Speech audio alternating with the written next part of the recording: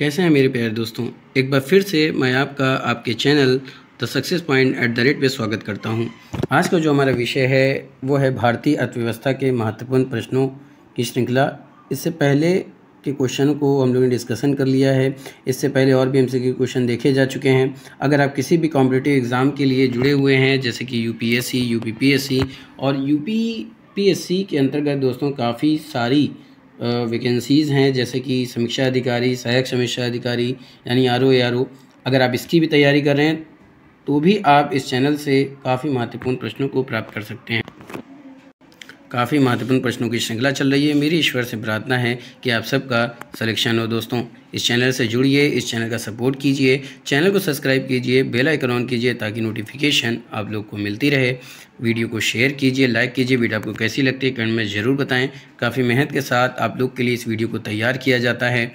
One liner प्रश्न भी available हैं। हर सब्जेक्ट को बारीकी से डिस्कशन किया गया है और उससे इम्पोर्टेंट और उससे रिलेटेड एमसीक्यू क्वेश्चन को भी देखा गया है। तो हर सब्जेक्ट की अलग प्लेलिस्ट बनाई गई है, आप चैनल में जा कर के देख सकते हैं। तो दोस्तों, ज़्यादा से ज़्यादा शेयर कीजिए, लाइक कीजिए, कमेंट कीजिए। वीडियो आपको कैसी लगती है ज़रूर बताएं। दोस्तों, फ्री ऑफ कॉस्ट है वीडियो। हो सकता है आपके शेयर करने से वीडियो ऐसे लोगों तक पहुंच जाए जिसको इस वीडियो की सबसे ज़्यादा ज़रूरत है। तो भारतीय तिलहन अनुसंधान संस्थान कहाँ स्थित है? प्रश्न क्या है प्यारे दोस्तों कि प्रश्न है कि भारतीय तिलहन अनुसंधान संस्थान कहाँ स्थित है? पहला जो ऑप्शन है वो है दिल्ली, दूसरा हैदराबाद, तीसरा मुंबई और चौथा पुणे। फटाफट से इसका उत्तर दीजिए कि भारतीय तिलहन अनुसंधान संस्थान कहाँ स्थित है।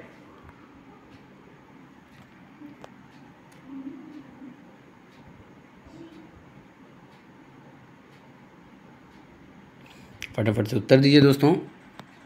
उत्तर दिया करें। उत्तर देने से आपको इस बात का आकलन हो पाएगा कि आप कितने प्रश्न कर सकते हैं। हो सकता हो कि आप जितनी जल्दी और जितने ज़्यादा प्रश्नों को सॉल्व करने का प्रयास करेंगे, आपकी प्रैक्टिस उतनी अच्छी मजबूत होती, जल्दी उत्तर देने का आपको तरीका जल्दी हो जाए। और हो सकता हो एग्ज़ाम में जो टाइम मिलता है उस टाइम पीरियड के अंतर्गत आप सारे प्रश्नों को जल्द से जल्द देख सकें, सॉल्व करना सीख जाएँ और आपका सिलेक्शन हो जाए। दोस्तों, तो भारतीय तिलहन अनुसंधान संस्थान कहाँ स्थित है? तो भारतीय तिलहन अनुसंधान संस्थान दोस्तों हैदराबाद में स्थित है, जो कि ऑप्शन आपका बी पे दे रहा है। तो B is the right answer for this question. अगले प्रश्न की तरफ चलते हैं। अगला प्रश्न क्या है दोस्तों? अगला प्रश्न क्या है कि निम्नलिखित में से कौन सा तेल बीज गैर खाद्य है? यानी निम्नलिखित में से कौन सा तेल जो होता है वो बीज गैर खाद्य है? पहला ऑप्शन है तिल, दूसरा ऑप्शन है सूरजमुखी, तीसरा ऑप्शन है अलसी और चौथा ऑप्शन है मूंगफली। निम्नलिखित में से कौन सा तेल बीज गैर खाद्य है?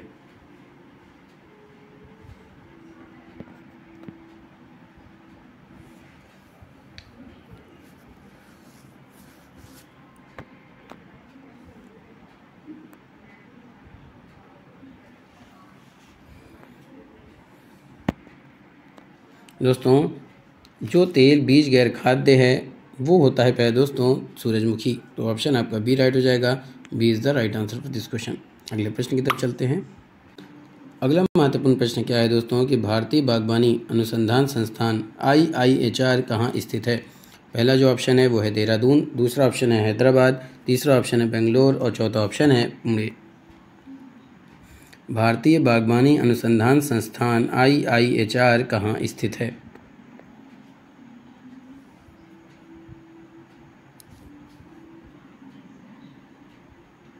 दोस्तों, अगर बात की जाए भारतीय बागवानी अनुसंधान संस्थान की तो ये स्थित है बेंगलोर में। तो ऑप्शन आपका सी राइट हो जाएगा। C is the right answer for this question. अगले प्रश्न की तरफ चलते हैं। अगला प्रश्न है दोस्तों कि औद्योगिक अधिनियम 1956 के अंतर्गत अनुसूची ए उद्योग क्या थे? बात समझ में आई दोस्तों? औद्योगिक अधिनियम 1956 के अंतर्गत अनुसूची ए उद्योग क्या थे?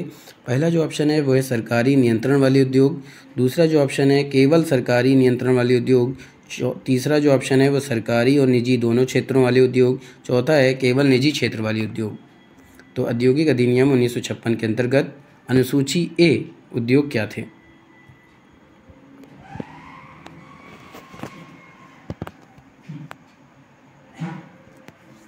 फटाफट से उत्तर दीजिए दोस्तों। काफ़ी अच्छा प्रश्न है, काफ़ी अच्छा इसका उत्तर भी है दोस्तों। तो ज़्यादा से ज़्यादा प्रश्नों को लगाने का प्रयास करें। तो औद्योगिक अधिनियम 1956 के अंतर्गत अनुसूची ए जो उद्योग थे वो कौन से थे? तो वो थे प्यारे दोस्तों सरकारी और निजी दोनों क्षेत्रों वाले उद्योग। तो ऑप्शन आपका सी राइट हो जाएगा। तो C is the right answer for this question. अगले प्रश्न की तरफ चलते हैं। अगला प्रश्न है कि फार्मास्यूटिकल एक्सपोर्ट प्रमोशन काउंसिल यानी फार्मामेक्सिल की स्थापना कब की गई थी? फार्मास्यूटिकल एक्सपोर्ट प्रमोशन काउंसिल यानी कि फार्मेक्सिल की स्थापना कब की गई थी? आपके ऑप्शन हैं 2004 में, 2005 में, 2006 में या फिर 2002 में। फार्मास्यूटिकल एक्सपोर्ट प्रमोशन काउंसिल की स्थापना कब की गई थी?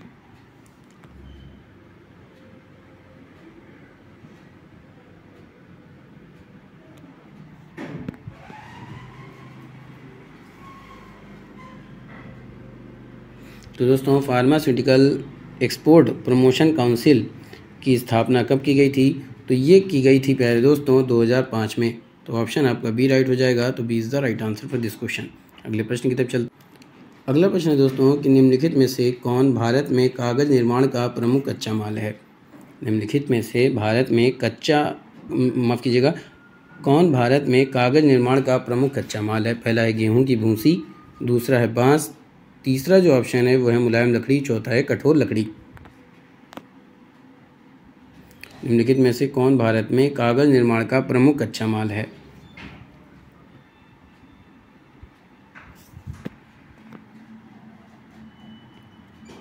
बात समझ में आई दोस्तों? फटाफट से उत्तर दीजिए। तो भारत में कागज़ निर्माण का जो प्रमुख कच्चा माल है वो कौन सा है? तो वो है गेहूं की भूसी। तो ऑप्शन आपका ए राइट हो जाएगा। तो A is the right answer for this question. अगले प्रश्न की तरफ चलते हैं। चलिए दोस्तों अगला प्रश्न देखते हैं। अगला प्रश्न क्या है? अगला प्रश्न है कि विश्व का सबसे बड़ा बांस उत्पादक देश कौन सा है? बात समझ में आई दोस्तों? फटाफट से उत्तर दीजिए। विश्व का सबसे बड़ा बांस उत्पादक देश कौन सा है? पहला ऑप्शन है भारत, दूसरा चीन, तीसरा यूएसए और चौथा ब्राज़ील। तो विश्व का सबसे बड़ा बांस उत्पादक देश कौन सा है?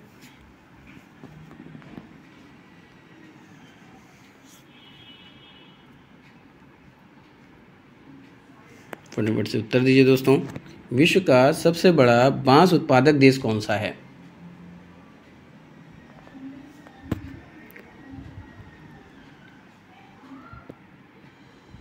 अगर अभी तक आपने चैनल को सब्सक्राइब नहीं किया तो चैनल को सब्सक्राइब कर दीजिए, बेल आइकन ऑन कर दीजिए ताकि नोटिफिकेशन मिलती रहे। ऑनलाइन प्रश्न भी अवेलेबल हैं, एमसीक्यू क्वेश्चन भी अवेलेबल हैं, हर सब्जेक्ट की प्लेलिस्ट बनाई गई है। अगर आप चैनल से जुड़ते हैं तो चैनल से जुड़िए और प्लेलिस्ट के अंतर्गत आप देख सकते हैं। चलिए देखते हैं दोस्तों, विश्व का सबसे बड़ा बांस उत्पादक देश कौन सा है? तो विश्व का सबसे बड़ा बांस उत्पादक देश है चीन। तो ऑप्शन आपका बी राइट हो जाएगा। B is the right answer for this question. अगले प्रश्न की तरफ चलें। अगला प्रश्न है दोस्तों, IKEA ने भारत में अपना पहला खुदरा स्टोर किस शहर में स्थापित किया? यानी IKEA ने भारत में अपना पहला खुदरा स्टोर किस शहर में स्थापित किया? पहला ऑप्शन है हैदराबाद, दूसरा मुंबई, तीसरा दिल्ली, चौथा नोएडा। IKEA ने भारत में अपना पहला खुदरा स्टोर किस शहर में स्थापित किया है?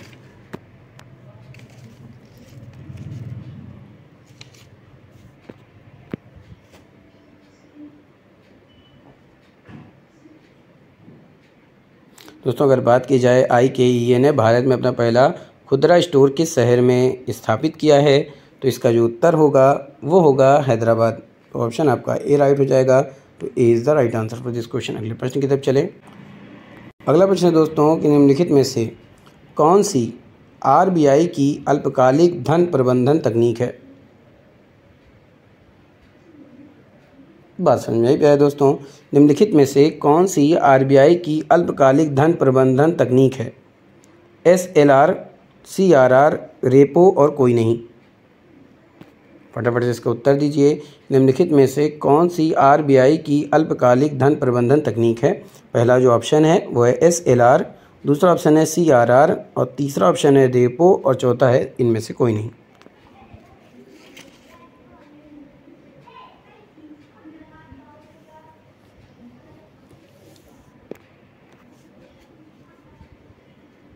फटाफट से उत्तर दीजिए दोस्तों। लाइक कीजिए, शेयर कीजिए। जितने ज़्यादा लोग इस वीडियो को देखेंगे, जितने ज़्यादा लोग चैनल से जुड़ेंगे, हमारा मनोबल बढ़ेगा, हम और अच्छा करने का प्रयास करेंगे। हम और महत्वपूर्ण प्रश्नों को आपके बीच में लाके डिस्कशन करेंगे, जिससे आप अपने लक्ष्य को जल्द से जल्द हासिल कर सकते हैं। तो निम्नलिखित में से कौन सी RBI की अल्पकालिक धन प्रबंधन तकनीक है? तो ये हो जाएगा पहले दोस्तों CRR। तो ऑप्शन आपका बी राइट हो जाएगा। B is the right answer for this question. आगे चलते हैं। आगे का जो प्रश्न है वो है, भारत का सबसे पुराना स्टॉक एक्सचेंज कौन सा है? पहला जो ऑप्शन है वो है BSE, दूसरा ऑप्शन है NSE, तीसरा ऑप्शन है MSE और चौथा है इनमें से कोई नहीं। तो भारत का सबसे पुराना स्टॉक एक्सचेंज कौन सा है?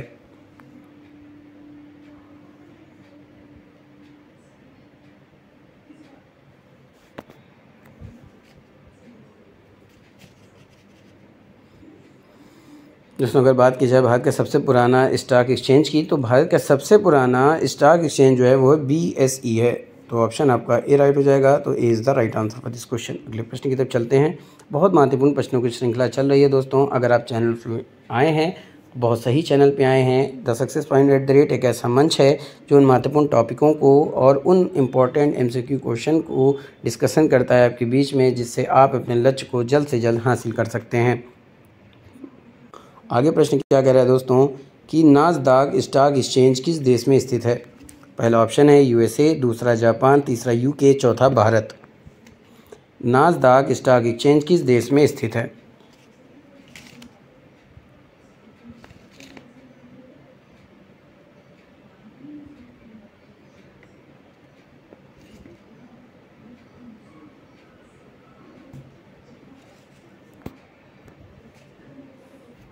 फटाफट से उत्तर दीजिए दोस्तों। नासदाक स्टॉक एक्सचेंज किस देश में स्थित है? तो नासदाक स्टॉक एक्सचेंज किस देश में स्थित है? तो नासदाक स्टॉक एक्सचेंज जिस देश में स्थित है दोस्तों वो है भारत। तो ऑप्शन आपका डी राइट हो जाएगा। तो D is the right answer for this question. अगले प्रश्न की तरफ चलते हैं। अगला प्रश्न है कि भारत का एकमात्र नदी बंदरगाह कौन सा है? पहला है कलकत्ता, दूसरा है मुंबई, तीसरा है तूतीकोरिन, चौथा है मोरमुगाओ। भारत का एकमात्र नदी बंदरगाह कौन सा है?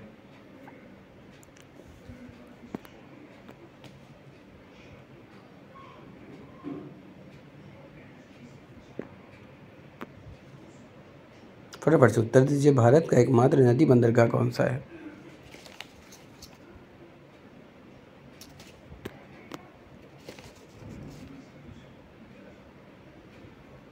तो दोस्तों अगर बात की जाए भारत का एकमात्र नदी बंदरगाह कौन सा है, तो वो है कलकत्ता। तो ऑप्शन आपका ए राइट हो जाएगा। तो A is the right answer for this question. अगले प्रश्न की तरफ चलते हैं। अगला प्रश्न है कि निम्नलिखित में से कौन ज्वारी बंदरगाह है? पहला है विशाखापट्टनम, दूसरा है नोर, तीसरा है चेन्नई, चौथा है कलकत्ता। तो निम्नलिखित में से कौन ज्वारी बंदरगाह है?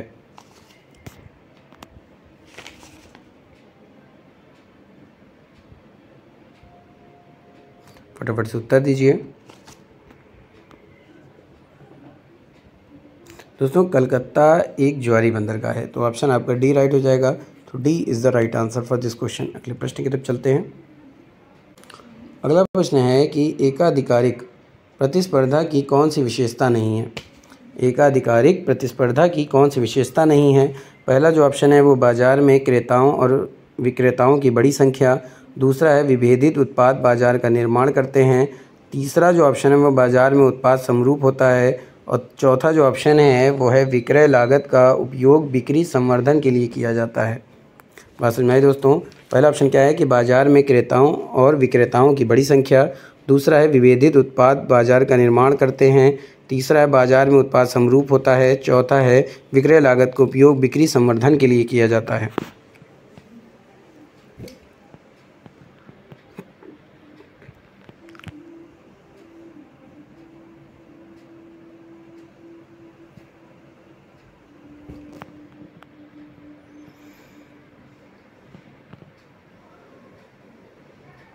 फटाफट से उत्तर दीजिए दोस्तों।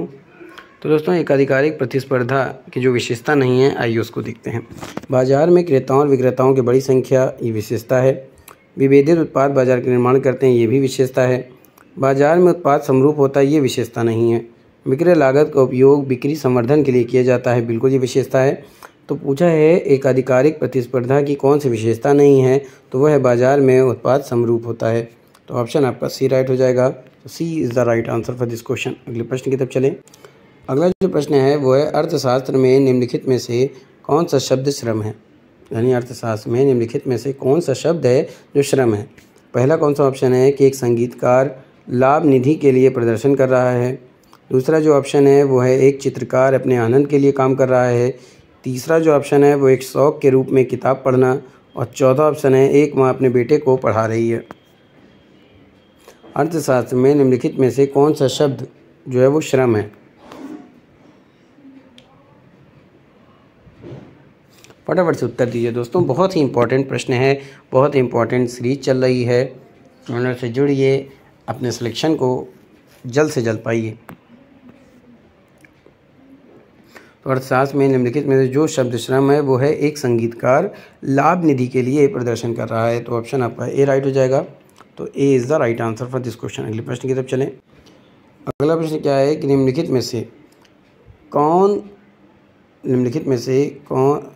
कौन सा किसी देश की वित्तीय स्थिति का सूचक है। निम्नलिखित में से कौन सा है जो वित्तीय स्थिति की सूचक है। पहला है जीडीपी, दूसरा है मुद्रास्फीति सूचकांक, तीसरा है थोक सूचकांक और चौथा है कोई विकल्प सही नहीं है।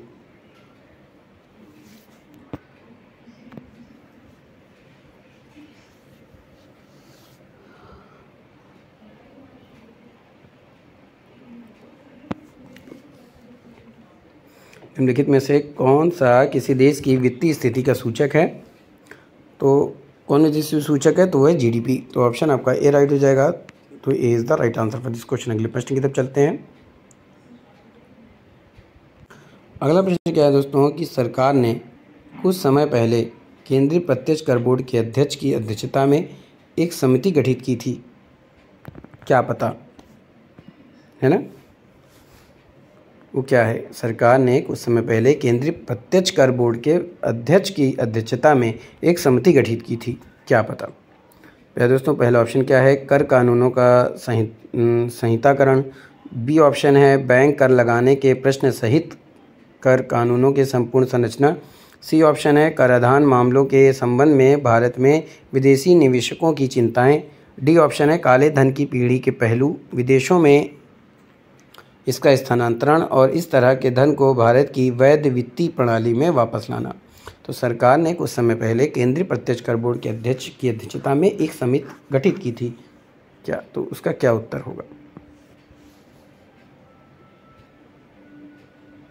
तो उसका जो उत्तर होगा दोस्तों वो होगा काले धन की पीढ़ी के पहलू, विदेशों में इसका स्थानांतरण और इस तरह के धन को भारत की वैध वित्तीय प्रणाली में वापस लाना। तो ऑप्शन आपका डी राइट हो जाएगा। तो D is the right answer for this question. अगले प्रश्न की तरफ चलें। अगला महत्वपूर्ण प्रश्न क्या है, पहले दोस्तों फटाफट से उत्तर दीजिए कि अगला महत्वपूर्ण प्रश्न क्या है। तो अगला महत्वपूर्ण प्रश्न है कि निम्नलिखित में से कौन सी पंचवर्षीय योजना को अर्थव्यवस्था के उदारीकरण के रूप में भी जाना जाता है। प्रश्न क्या है कि निम्नलिखित में से कौन सी पंचवर्षीय योजना है जिसको अर्थव्यवस्था के उदारीकरण के रूप में जाना जाता है। पहला जो ऑप्शन है वो है 7वीं, दूसरा ऑप्शन है 8वीं पंचवर्षीय योजना, सी ऑप्शन है 9वीं पंचवर्षीय योजना और डी ऑप्शन है 10वीं पंचवर्षीय योजना। तो कौन सी पंचवर्षीय योजना को अर्थव्यवस्था के उदारीकरण के रूप में जाना जाता है।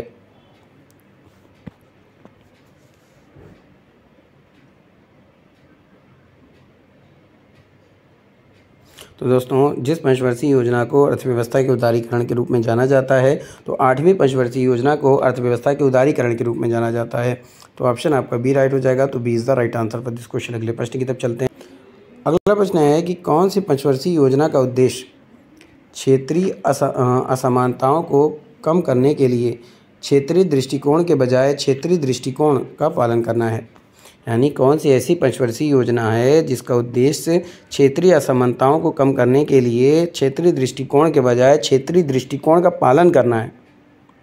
पहला है 9वीं पंचवर्षीय योजना, दूसरा 8वीं पंचवर्षीय योजना, तीसरा है 10वीं पंचवर्षीय योजना और चौथा है 11वीं पंचवर्षीय योजना।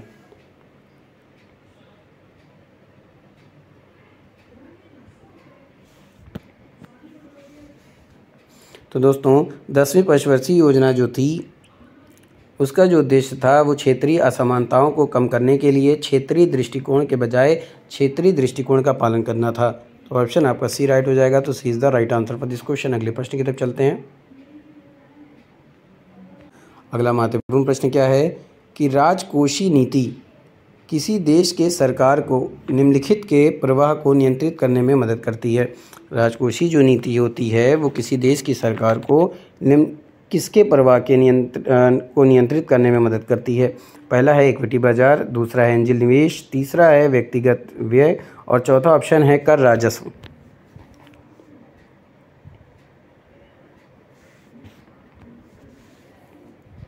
तो दोस्तों राजकोषीय नीति किसी भी देश की सरकार को निम्नलिखित के प्रवाह को नियंत्रित करने में मदद करती है। तो भाई दोस्तों अगर बात की जाए कर राजस्व जो है उसके प्रवाह को नियंत्रित करने में मदद करती है राजकोषीय नीति।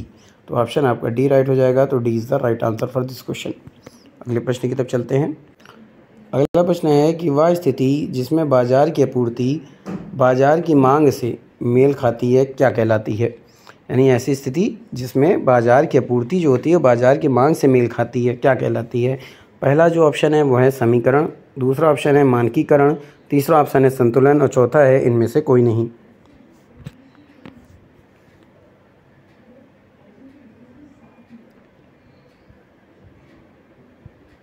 वह स्थिति जिसमें बाजार की आपूर्ति बाजार की मांग से मेल खाती है। फटाफट से उत्तर दीजिए। तो दोस्तों ऐसी स्थिति जिसमें बाजार की आपूर्ति बाजार की मांग से मेल खाती है क्या कहलाती है। तो ये है संतुलन। तो ऑप्शन आपका सी राइट हो जाएगा। तो C is the right answer for this question. बात समझ में आई दोस्तों। संतुलन एक ऐसी स्थिति है जिसमें बाजार की आपूर्ति बाजार की मांग से मेल खाती है। आगे चलते हैं। आगे प्रश्न क्या कह रहा है, डेयरी आर्थिक गतिविधि के किस क्षेत्र के अंतर्गत आती है। डेयरी आर्थिक गतिविधि किस क्षेत्र के अंतर्गत आती है। पहला है तृतीयक क्षेत्र, दूसरा है प्राथमिक क्षेत्र, सी ऑप्शन है द्वितीयक क्षेत्र और डी ऑप्शन है चतुर्थक क्षेत्र।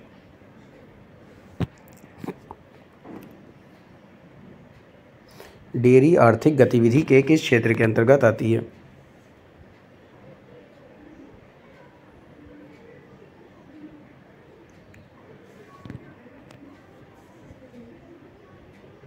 डेयरी आर्थिक गतिविधि के किस क्षेत्र के अंतर्गत आती है।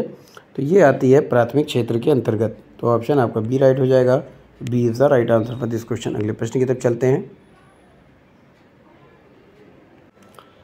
अगला प्रश्न दोस्तों कि द्वितीयक पंचवर्षीय योजना की समय अवधि क्या थी। यानी दूसरी पंचवर्षीय योजना जो थी उसकी समय अवधि क्या थी। पहला ऑप्शन है 1957 से 1962, दूसरा ऑप्शन 1958 से 1963, तीसरा जो ऑप्शन है वह 1955 से 1960, चौथा जो ऑप्शन है 1956 से 1961। दोस्तों पहले तो 51 से चली थी। कब तक चली थी बताइए। 56 तक। तो दूसरी चली थी 57 से 62 तक। तो पहला ऑप्शन क्या हो जाएगा 1957 से 1962। तो ऑप्शन आपका ए राइट हो जाएगा। तो A is the right answer for this question. अगले प्रश्न की तरफ चलते हैं। अगला जो प्रश्न है वो है किस पंचवर्षीय योजना का प्राथमिक लक्ष्य भारत को एक आत्मनिर्भर और स्व उत्पादक अर्थव्यवस्था के रूप में स्थापित करना था। बात समझ में आई दोस्तों। किस पंचवर्षीय योजना का प्राथमिक लक्ष्य भारत को एक आत्मनिर्भर और स्व उत्पादक अर्थव्यवस्था के रूप में स्थापित करना था। पहला है प्रथम पंचवर्षीय योजना, दूसरा है दूसरी पंचवर्षीय योजना, तीसरा है तीसरी पंचवर्षीय योजना, चौथा ऑप्शन है चौथी पंचवर्षीय योजना। तो क्या दोस्तों चौथी पंचवर्षीय योजना का प्राथमिक लक्ष्य क्या था कि भारत को एक आत्मनिर्भर और स्व उत्पादक अर्थव्यवस्था के रूप में स्थापित किया जाए। तो ऑप्शन आपका डी राइट हो जाएगा। तो D is the right answer for this question. तो दोस्तों ये था आज का शानदार महत्वपूर्ण प्रश्नों की श्रृंखला। इसी तरह से पढ़ते रहिए, मेहनत करते रहिए। मेरी ईश्वर से प्रार्थना है कि आप सबका सिलेक्शन हो। फिर मिलेंगे आगे के महत्वपूर्ण प्रश्नों के साथ। तब तक के लिए जय Hind. Wish you all the best.